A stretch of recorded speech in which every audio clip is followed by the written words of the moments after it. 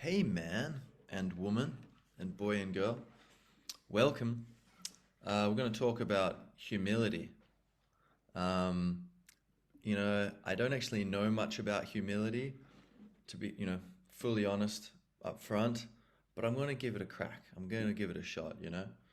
Um, and I think humility is an interesting thing because it seems like what it means, being down to earth, right? Modest, and you might think it's like, oh, you have to, say, oh, I'm not good at things, or it's almost like a boring thing, like humility, like oh, I know I did all these things, oh, but I'm not really that good.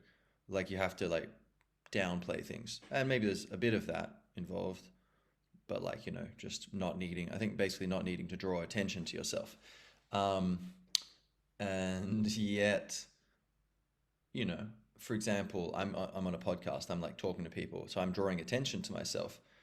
But I think you can do that in a way where it is humble, and it's just like, well, I have something to share. If anyone wants to pay attention, go ahead. And in general, you can do that in life, and I try to do that in life.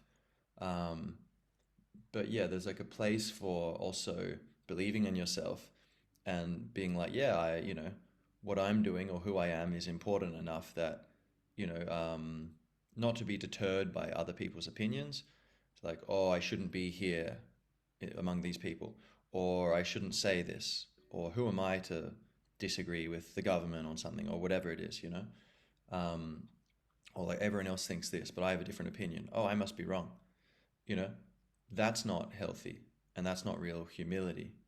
I think humility is kind of like an openness to the possibility that you're wrong, or that and just an openness to other perspectives, let's say, um, and kind of a flexibility where you're not like, oh, I know everything and I'm the best. But it's not, yeah, not just about kind of egocentrism in like the way of like, oh, I'm the best, superiority complex, but also in the sense of kind of narcissism or like being too self-absorbed, like like egocentric, like revolving around myself.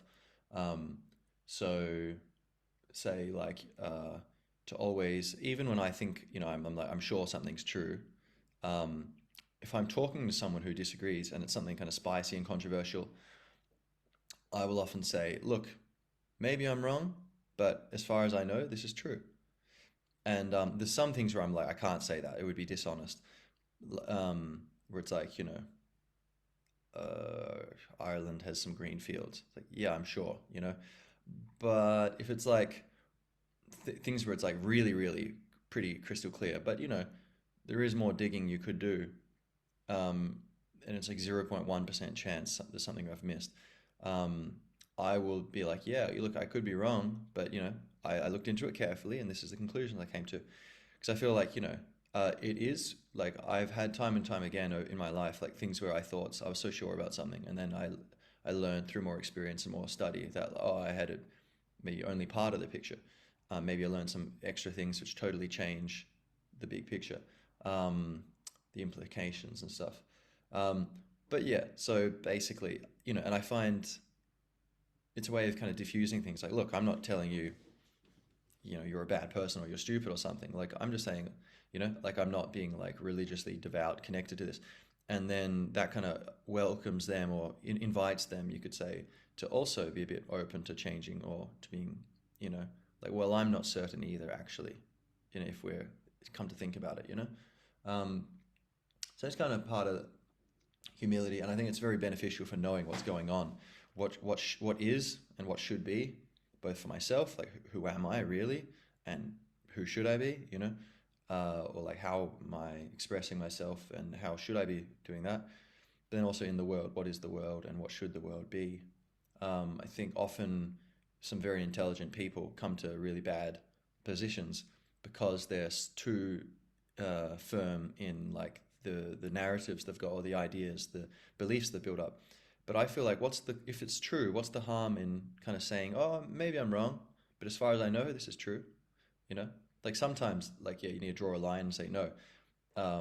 It's like, oh, maybe we could just kill this group of people. It's like no, you can't do that. Um, but I think in general, it's very beneficial to be like, well, look, say, oh, I think from what I understand, small government is the best way for society. And all around the world, there's just huge governments that, these big bureaucracies taxing the people, robbing the people blind, having a bunch of, officers and bureaucrats and stuff, not really doing much, kind of doing what we could be doing with the free market and doing it worse at a more expensive, you know, at greater expense. Um, and so I have that, belief, and I think it's backed up by a lot of evidence and, just logic if you think things through. But it seems like it's such a complicated thing that there's no harm in being like, well, hey, maybe socialism makes sense, but I haven't heard an argument that justifies it yet. Have you got one? And I think, yeah, that's it. People will listen to you more and engage with you more if you behave like that, and you also kind of invite and encourage them to act like that, and then they might end up agreeing with you just because you were expressing yourself clearly, but you had the humility to not try to force them to agree with you, or and to not need to be like right. You know, you can be right without needing to be right. Um, but then also humility, I think, in a way of like being able to understand the limits of your knowledge. Like, um, there's not, I don't have enough time to be researching everything properly. So there's definitely things where I'm going to be wrong about things just because, I didn't have enough time to figure out the full picture of what's going on, you know? Like the exact situation in, Israel, Palestine, like I've gone back and forth with like on certain like issues within that topic, like what's going on there and what's the history and what should happen or whatever. And there's just so much information, so much going on, and so I think it's a great, you can have your opinions, like I think, stop killing innocent people and all that, like, but like the exact thing of like exactly what's going on and exactly who did what and what's justified, it's very messy, and I think it really behooves us to kind of be like, look, it's a complicated thing. I'm not God. I don't know everything. But from what I understand, this is the situation. Um, but yeah. So what else? Humility. Yeah, and like say think, just like if you think about your own self, like oh yeah, okay, let's talk about the balance of like say me, I've sometimes I'll remember things from when I was younger and be like, oh my God, face palm, like just things I did, or where it's kind of like embarrassing, or you're like, oh wow, it's kind of like an idiot, And it's good to be able to be aware of the foolish side of yourself. I think being aware of that keeps it in check. If you try to tell yourself, oh no, I don't have a foolish side, then probably that's going to empower it, because it kind of, you know, what's it like? Sunlight is the best disinfectant, bring it out into the open. Um, but yeah, but sometimes I think people find it hard, like, oh, do you go to like, oh, I'm the best, and like to be confident, you need to really just believe in yourself and not be humble. Or but then, and if you're humble, like, yeah, you're a nice guy or whatever, and you treat people well, but then you can't stand on your own feet, you can't hold your ground, and people walk all over you. But I think it's like a false dichotomy. Basically, there's a middle ground where it's like, and that's what true humility is. By the way, Eckhart Tolle says humility is self-esteem. People who are like, I'm the best or whatever, they are very insecure people, and they're putting up this cover to kind of hide the fact that they're not actually comfortable with themselves. And the people who are really comfortable with themselves, usually they have no need for external validation. They know who they are. They like themselves. They're happy. They don't need you to like them also, and they don't need to draw attention to their virtues because they know them. And they are what they are. And they probably think, well, a lot of this comes from God anyway, or the universe, if you want to use that word instead. And so it's kind of like I do my bit, but what's exactly the balance between virtue and grace? Who knows? Doesn't really matter. Just do your best and enjoy the ride. Yeah, I'm riding this wave. Is that because of the waves going the right direction, or is it because of my skill? Who cares? Enjoy riding the wave. And anyway, you and the wave are the same at the end of the day. It's ultimately, it doesn't matter. But yeah. So the middle way, like,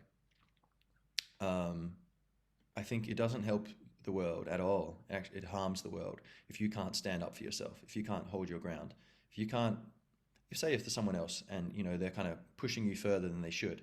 They're like, say you've got a colleague or something, and they're kind of doing something which is you wouldn't do to them. They're making your life harder and being lazy, say for example, and then you're kind of having to pick up and cover for them, and maybe you're like not that happy about it, but if you like if you just let them kind of walk all over you, for one thing, they might go, oh, okay, well, that worked fine. And they might go further, even if that's an unconscious process. That could, start happening. But then also, just if you don't push back against them there, you might think, oh, I'm being kind. I'm trying to make them feel good. But it's like, but if you push back, maybe they go, oh, ooh, uncomfortable. Oh, But then maybe that deters them from that, and they have to think about it. Oh, am I in the wrong? I'm not in the wrong, am I? You know. But then even if they're like, no, I'm not in the wrong, maybe they'll be less likely to do that kind of thing again, because like, oh, maybe there's a problem. Maybe that's going to be uncomfortable. Or I have to explain myself.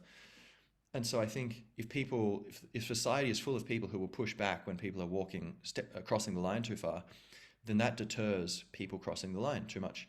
And you can do it in a respectful, humble way. You don't need to be like, you're an idiot. You can just be like, hey, I don't think it's fair for you to do that. I wouldn't do that to you. Would you like me to do that to you?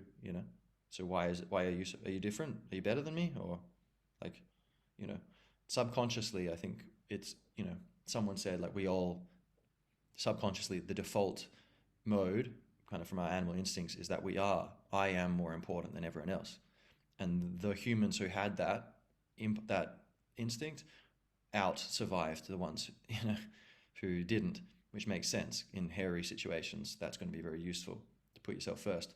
But that we can overcome that tendency, but then it can come back online if we're not paying attention. And I think in many people it happens like a lot or all the time. But even very humble people, that can happen definitely. And I see that in myself, that I will be selfish, and I'll be like, oh, okay, hey, be aware of that, right? Get control of yourself again. And that's the spiritual practice, But so, you can say to the other person, like, what, are you more important than me? And if so, why? Like, make it conscious. And then you can do it in a nice way, or, haha, whatever.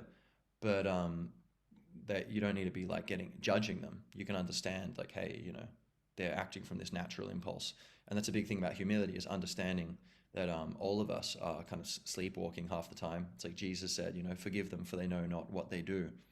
Like, we're not fully awake most of the time. We're kind of in ego consciousness, where you're disconnected from the pure consciousness, that sanity. So you're kind of in some degree of dream state, even, as you think you're awake.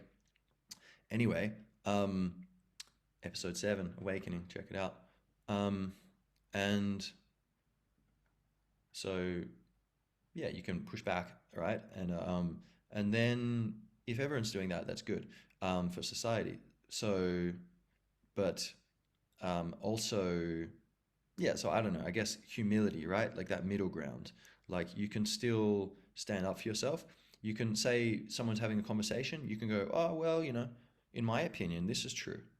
And I think it's if maybe there's a bunch of people. Here's one thing I sometimes struggle with a little bit, is like if I'm in a circle of people and they're saying some things and I know it's like complete like just like misinformation, or like you could say like just missing a lot of details. Like I've thought that through very carefully. I've done a lot of research, and it seems like this is a very shallow treatment of the subject, and maybe one that's useful too and encouraged by the powers that be or whatever.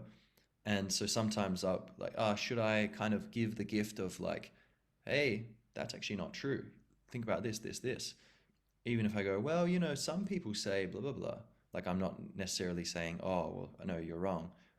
But even doing that, like sometimes I wonder, like, there's a should I just be humble and like, okay, they can believe what they want to believe, I don't need to change their minds, or put myself out there, like, make them uncomfortable. Like, do I need to be correcting them. But then the thing is, society, if people aren't correcting each other's misperceptions, society does suffer and eventually crumble if it goes too far.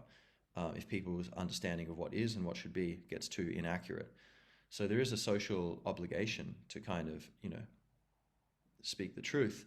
But then I think you don't want to go too far, especially if, some people, they might look at you and they go, oh yeah, I know what he probably doesn't agree here. Or sometimes they could guess it and you don't need to go into it. Or you've been into something similar before and you don't need to.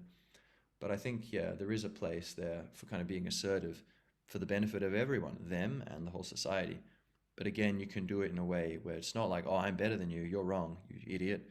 You know, it's like you can do it from a place of kind of helpfulness. Like, imagine they were doing it to you. How would you want them to do it to you? You know? And with humility, that's a good thing, that kind of mirror thing. Just imagine in general, in many situations, I think, if someone's complimenting you, or if, for example, instead of being like, oh yeah, I'm so amazing, yeah, and you can feel that instinct sometimes, like, like, oh yeah, cool, it's satisfying to be people being like, yeah, you're amazing. But then to be like, okay, well, imagine I was complimenting that person, someone else, or maybe I was watching one person compliment another person. How would I want that other person to receive the compliment? Would I want them to kind of get like, ooh, big smile, like, oh yeah, yeah, and I'm like, oh, this is going straight to their head. What an idiot, you know? So you kind of be like, let it go through. Like, oh yeah, no, yeah, thank you, that's very kind. But as Epictetus said, like, blame and praise shouldn't really affect you. It's just food for thought. Like, do they have a point? Yes or no? Okay, and if they do, then correct your behavior accordingly. But but not to really try to not be affected by other people, telling you you're amazing or telling you you're awful, and kind of become more emotionally self-sufficient. So anyway, those are a few thoughts on humility, and I think, yeah, often. So one thing I think, maybe, I don't know if I totally mentioned before, is like pride. People feeling like, oh, if they admit they're wrong, it makes them look stupid or weak, and then people won't take them seriously, and then maybe it's going to undermine their reputation and their situation in life. Especially the more powerful you get, government ministers and stuff. But actually, say Robert F. Kennedy Jr., right, who's running for the president of the USA. His dad was the Attorney General under JFK. JFK was his uncle. Both JFK and his uncle and his dad both got assassinated for, kind of their heroic defense of liberty. But anyway, so that's the guy, RFK Jr. He is a good example where, like, he'll just be like, oh, if he's wrong, he admits it and he corrects, his course corrects. He's like, if I've got something wrong, please tell me, And, there's other people like that, but they're not many, And I think people actually, intelligent people, wise people, actually admire them more, The people who will be like, oh, you flip-flopper, you're changing your opinion, those people usually aren't very thoughtful people, So it doesn't really matter. You can't please everyone, you got to focus on what makes sense. So yeah, I think there've been times where I say something to someone and then they're quite a intelligent person, but then they'll be like, oh no, this is true, what I said, and I'll be like kind of push back again a little bit, just to be like, try to help them get out of like an illusion, be like, well, actually, like, I looked into it pretty carefully and I don't think that's right. I'm maybe I'm wrong. You could say that because, maybe I am. That it's true. I don't know if I'm right. I'm pretty sure I am, but it's technically true that it's possible I just somehow am totally wrong, On many subjects, it's possible to say that. But my main reason for saying it is to kind of disarm them and to allow a space of communication to happen. Not because I'm trying to manipulate them, but because I'm trying to help them, And at the end of the day, if they don't receive that, if they don't take that opportunity, it's fine. I'm not manipulating them. If they want they can stay out of like reactive emotions for a few seconds. That's all, you know.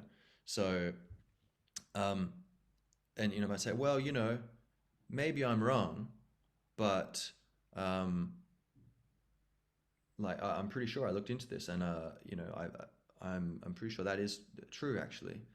And then you know, there's been times when the person's like, no, no, that's not true, you know, and so they don't reciprocate at all. It's so interesting to be like how someone could see that you are being like, I don't know, I looked, I spent hours studying it, but maybe I'm wrong.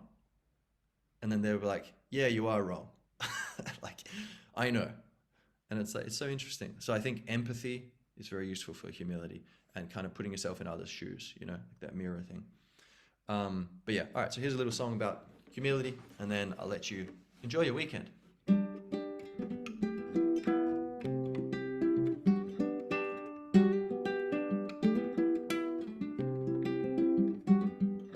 Hue is for the color of your eyes.